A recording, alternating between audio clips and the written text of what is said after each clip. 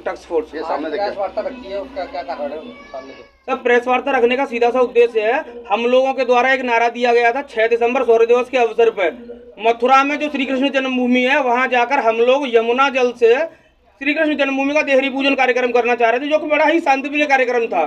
सनातनियों के हित का कार्यक्रम था, सनातनियों को उनके अधिकारों के प्रति, धर्म के प्रति जागरूक करने का कार्यक्रम था। हम इस पूरे कार्यक्रम को किसी भी विवाद से दूर रखना चाहते थे, लेकिन पुलिस के द्वारा, प्रशासन के द्वारा जबरदस्ती इस कार्यक्रम को धार्मिक बना दिया गया, विवादित बनाने का कार्य किया जा रहा है।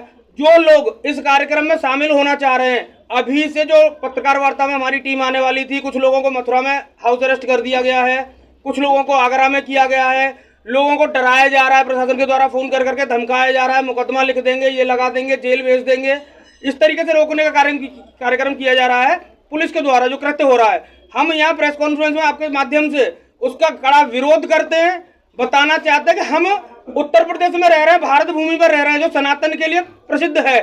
सनातन जहां से शुरू हुआ, जिसका ना आदि है ना अंत है।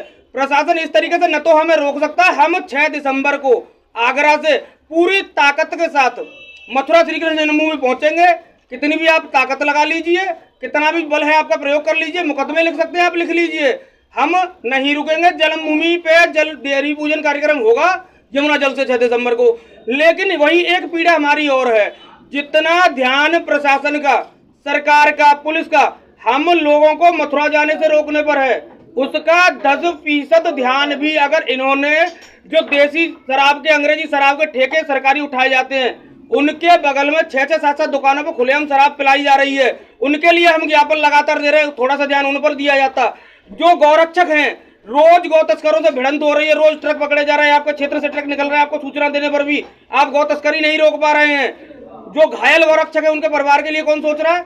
आप वहां थोड़ा सा ध्यान दे लेते।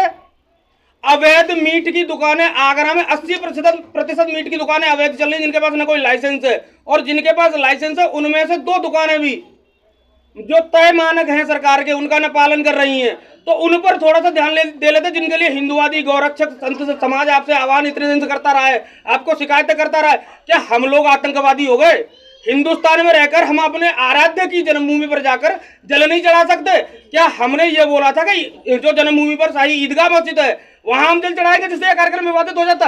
आपको शांति भंग होने का खतरा कैसे रहा? मैं आपके माध्यम से कहना चाहता हूं, प्रशासन अपनी हरकतें सुधार ले, और 6 तारीख को इस कार्यक्रम के बाद आगरा में जो कृत्य प्रशासन कर रहा है, इसका मुंह तोड़ जवाब दिया जाएगा, आंदोलन चलाया जाएगा, और मीट की दुकानें, शराब की दुकानें जो अवैध चल रही है, बिना लाइसेंस की चल रही है, गौ तस्करी, इसको लेकर प्रशासन को पूरी तरह से घेरा जाएगा। देखा जा रहा है कि जितने भी गौ हर एक कोई कर रहा है, मैं इस चीज से, आपकी चीज को, इस बात को किनारे नहीं करूंगा, बहुतों के हैं, लेकिन जो गलत है, जो लीगली रह के अगर कोई काम कर रहा है, मैं लाइसेंस लेके चल रहा हूँ, क्या कट्टी खाना खोल के गाय काटने का लाइसेंस दे देगी सरकार? किसके पास लाइसेंस है? आप मुझे बता दीजिए गाय काटने का। अगर हिंदू का भी कट्टी खाना है, स्लॉटर हाउस तो हिंदू समाज चला रहा है, उस व्यक्ति के पास इलीगल कोई कार्य पाया जा रहा है। अभी दिल्ली में एक ब्राह्मण का स्लॉटर हाउस था, वहां गौमांस पकड़ा गया, कि हमने वहां विरोध प्रदर्शन नहीं किया? क्या उस गौमांस में आगजनी नहीं हुई? उस कोल्ड स्टोरेज को, जेल, उसको बंद नहीं कराया गया? उसके विरुद्ध में मुकदमा लिखाने का हिंदुवादियों ने, गौरक्षकों ने किया है। शौर्य दिवस के अवसर पर हर हिंदू 6 दिसंबर के दिन मथुरा पहुंच के हम लोग श्री कृष्ण जन्मभूमि पर देहरी पूजन, यमुना जल से देहरी पूजन कार्यक्रम कर रहे थे।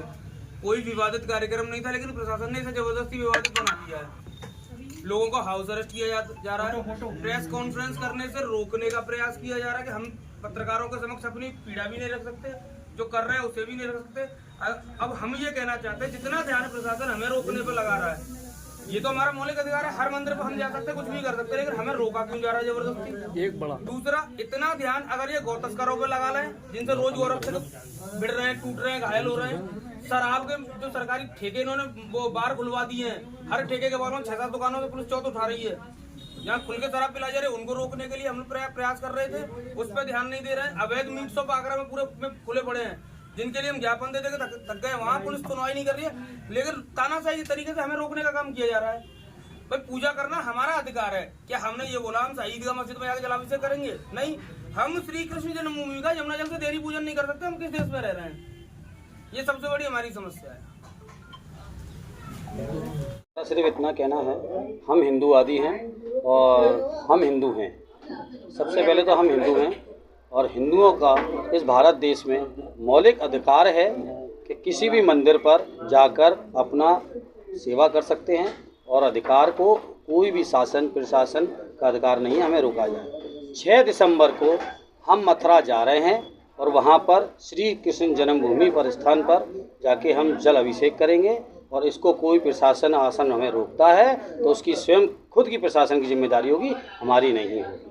और कुछ लोगों को, हमारे व्यक्ति हैं जो हमारे संगठित हैं, उनको अरेस्ट किया गया है। हम प्रशासन से उम्मीद करते हैं कि वो 6 तारीख से पहले उनको रिलीज़ कर दे, नहीं तो 6 तारीख के बाद जब हम जो फ्री होके तो शासन से क्या बात करेंगे, क्या करेंगे प्रशासन के लिए, ये प्रशासन खुद स्वयं जिम्मेदार होगा इसका।